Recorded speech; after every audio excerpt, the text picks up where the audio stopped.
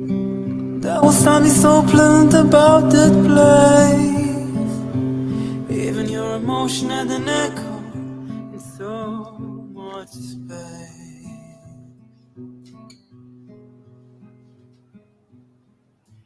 When you out there without care, I was out of tone. But it wasn't because I didn't know, no. I just knew too much. Does that make me crazy? Does that make me crazy? Does that make me crazy? Possibly.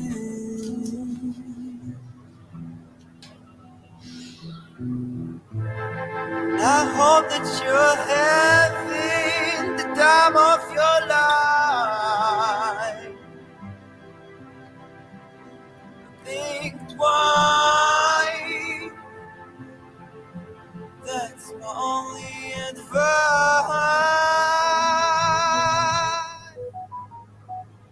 Oh, who do you think you are? Oh, bless your soul. You think you're in control? I think you're crazy. I think you're crazy. I think you're crazy. Just like me.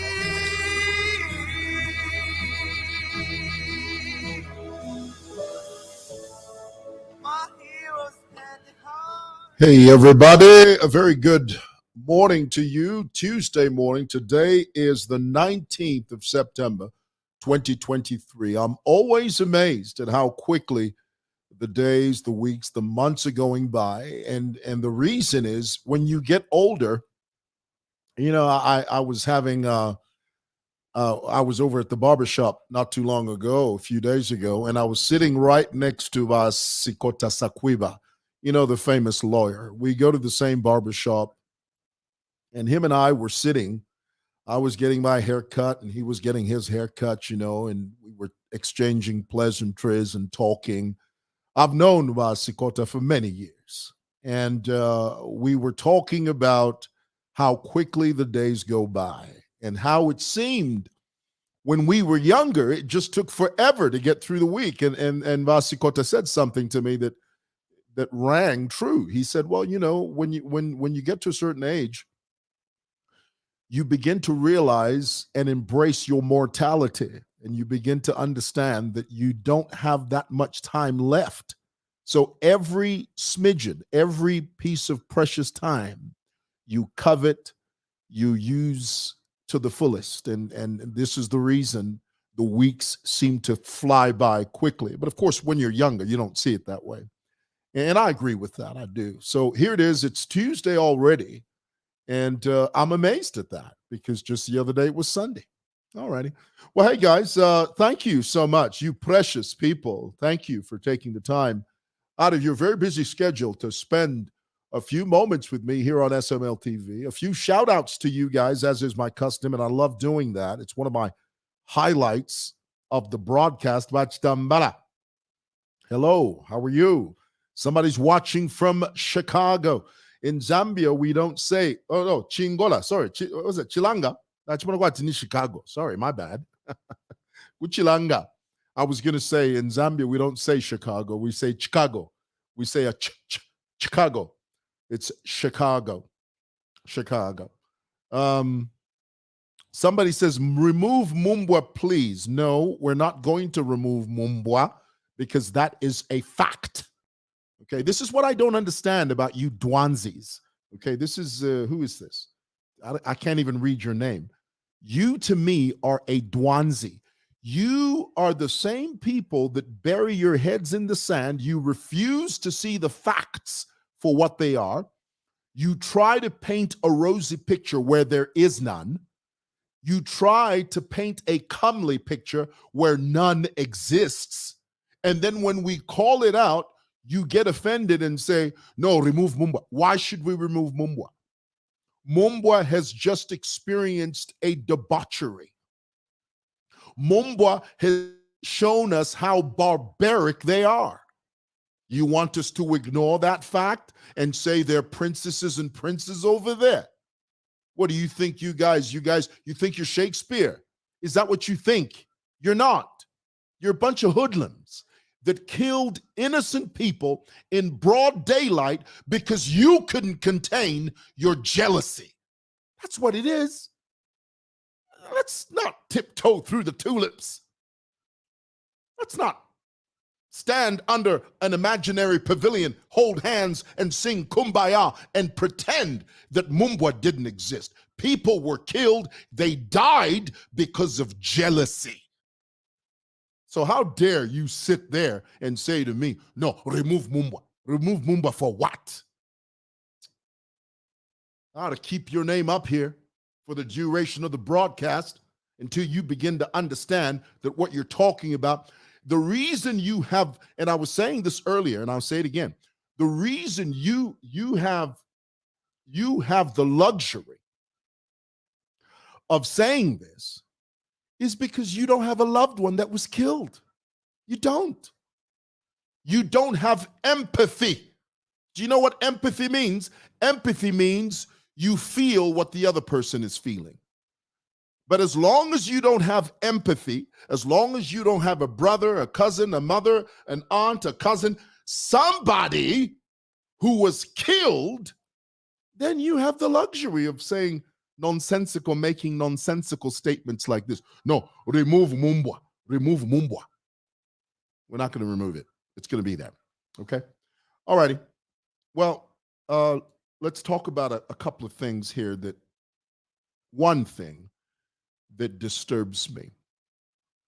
Everybody knows that last night we began to see images of UNZA students rioting and running amok on Great East Road. And you know the story, you know the UNZA students' MO, you know, it's amazing to me how people phone. Na mushimia phone, let's cut. Baretuma, nobody know. All right. So last night, you know, these UNZA students, they ran amok, they start throwing rocks at cars, you know, innocent motorists. They start throwing rocks at traffic lights that the UNZA students didn't pay for. You know, they paid no money for those. They're just students. They don't even work. UNZA students are not even taxpayers, okay? And yet they feel fully justified in destroying property that doesn't belong to them. In addition to that, they destroy private property. People that are driving their beautiful vehicles, their cars. You're driving down Great East Road, you're calling your family, your wife, oh baby, Great East Road, within 15 minutes. All of a sudden, boom, boom, boom, boom. You are met with a barrage of rocks. Now, imagine if you panic in that moment. All of a sudden, these rocks are being hurled at you at supersonic speed, being projected at you like missiles, like guided missiles. And they hit your car and you panic. You swerve off the road and you drive your car in a ditch. God forbid you're hurt. God forbid you're killed. God forbid you're knocked out unconscious. Will those UNZA students compensate you for the horror and the hell? And you see, guys, you must understand that experiences like that never leave you. They never leave you.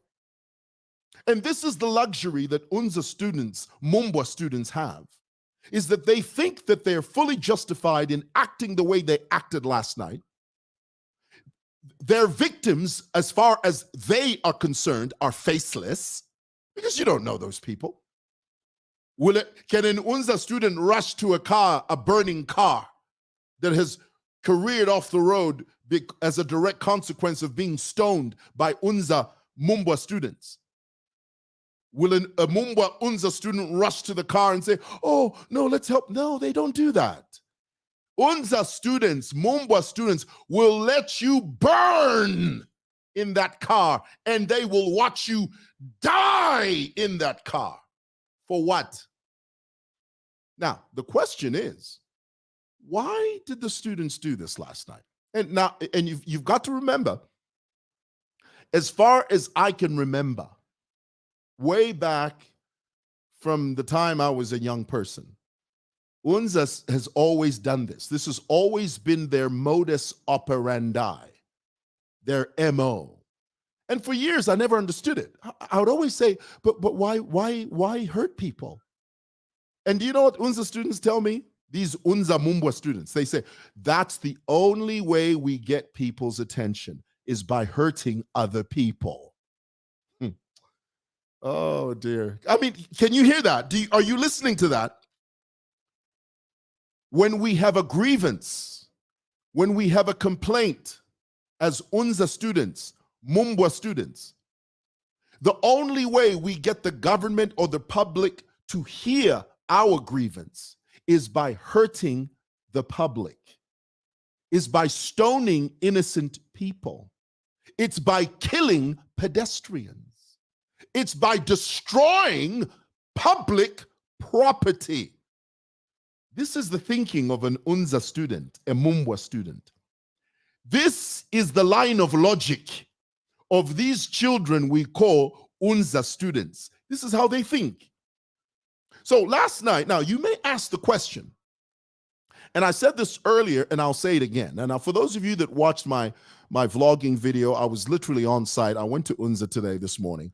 You're going to hear a lot of what I said. I'll say it again now on this broadcast. But for those of you that missed it, this is why you're here. And I said this earlier. I said, these students, they will never destroy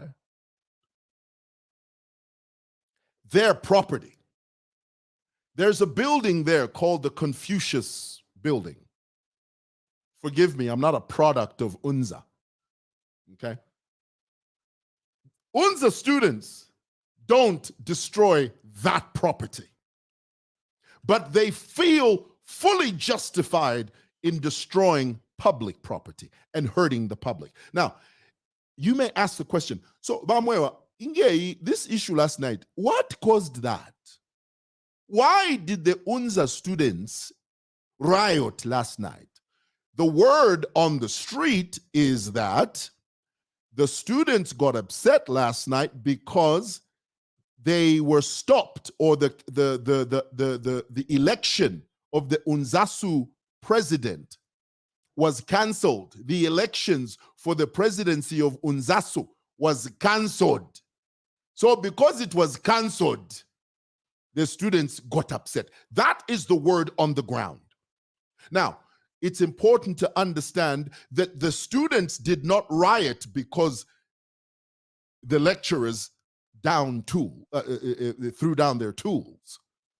The lecturers decided not to teach them. No. The students didn't riot because there's no food on campus. No. The students didn't riot because there's no water supply to the main campus. They didn't riot because they haven't received their allowances, whatever hell allowances they're talking about. None of that. They rioted because a cluster of students sat down while smoking dope. Okay, let's be clear, because that's what these kids do. You parents that have students at UNZA, you think you've sent your kids to study. These kids are messed up. All they do is smoke joints, sit around a fire, and mobilize each other, and come to a place where they say, you know what, enough is enough. We don't like the fact that we are not going to vote for our UNZASU president. We have to take to the streets. Let's go kill some people.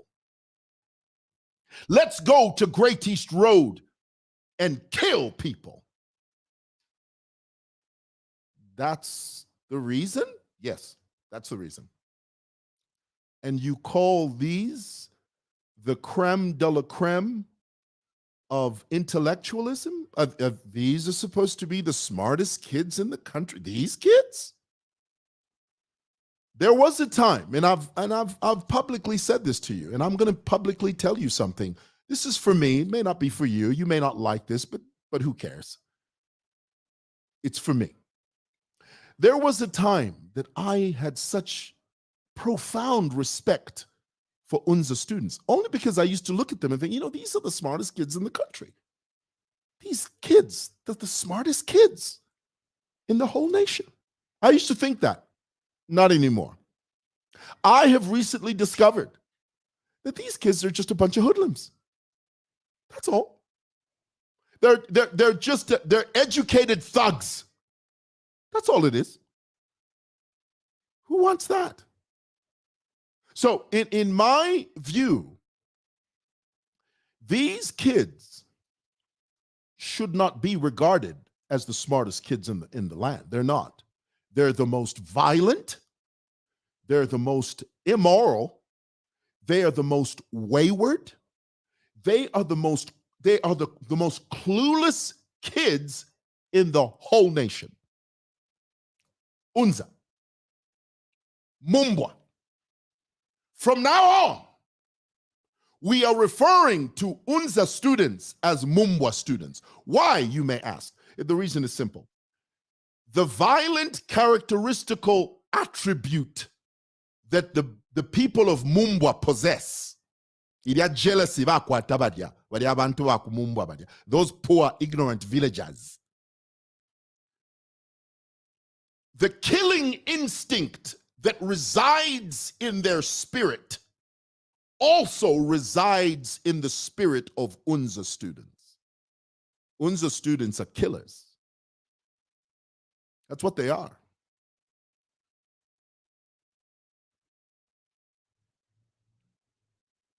Killers. Dressed in a thin veneer of intellectualism. Ooh, boy, that's deep there, boy. Stick that in your pipe and smoke it. The sooner you embrace that, the better off you'll be.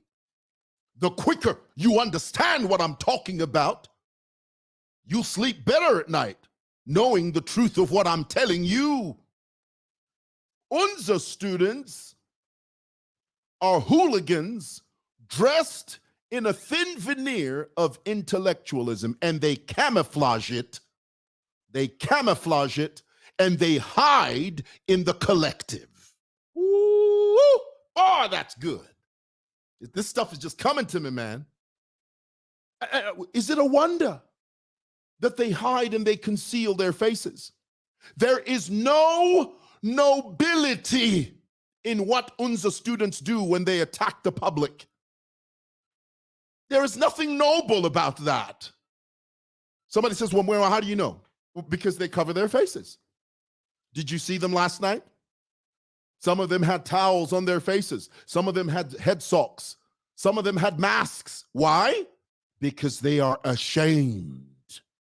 Because they know that they conceal themselves, they camouflage themselves under a thin veneer of the collective.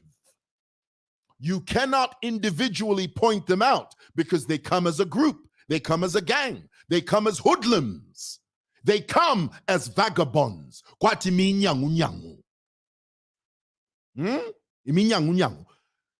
There is no difference between the PF cadres, UPND cadres, and those students. Chimo Chine, they're all the same. Why? Because they've got that killer instinct in them. I see killer in your eyes, son.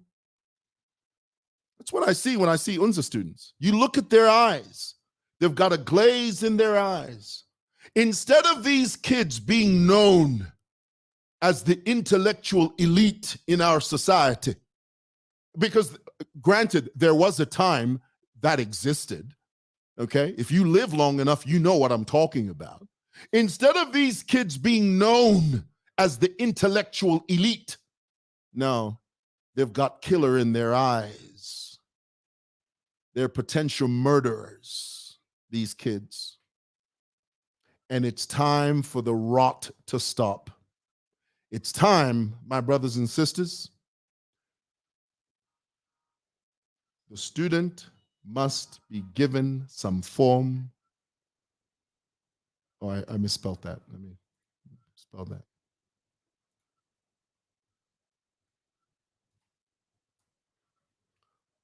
The UNZA student must be given some form of pain. Are you hearing that? I need this to sink in. I need this to, let this marinate in your heart. Let this grow roots in your cerebellum. I need this to sizzle in your spirit. When UNZA students run amok, when they run astray, when they act like hooligans and killers, when they do what they did last night, the student must be given some form of pain. What does that mean? It means you either arrest the body, that UNZASU body, arrest those chaps, kick students out, find out who were the ringleaders of that debauchery last night, remove them. Remove them like a cancer. Why? Because the student must feel some form of pain. It's that old adage, no pain, no gain. If you put your hand on top of a flame, you're going to retract so that you no longer feel that pain. But if you keep your hand there, guess what? Your hand will burn to a crisp. So my admonition to this administration, to the authorities, to the investigative wings, to the dean of students over there at UNZA, don't let these kids get away with it. They must feel some form of pain. After all, and I keep telling you, even when you UNZA students, you MUMBWA students, you are just children. It is our job as fathers, okay, as fathers and senior citizens, to tell you that you're wrong. You think at my age I can't tell you that. What do you know? What do you have? What do you possess? Nothing. The only thing you have is a sponge of a brain to absorb what they teach you there. That's it. You have no assets. You have no liabilities. You have nothing except that brain of a sponge. That's it. So we are well within our rights to tell you that's not mubembuka. We are within our rights to tell you that you're wrong. You haven't done the right thing. And we'll set you straight. We will.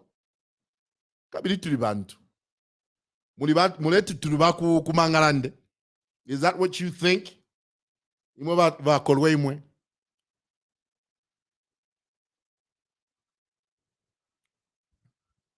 You think this is the Seychelles? You think this is Bogalusa? No. This is Zambia. We're your senior citizens. We're well within our rights to tell you you're wrong.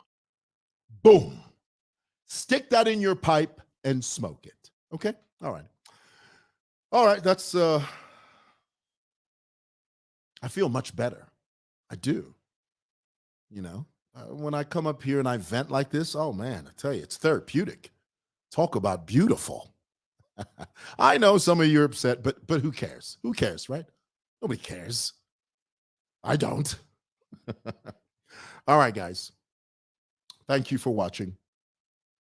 God bless.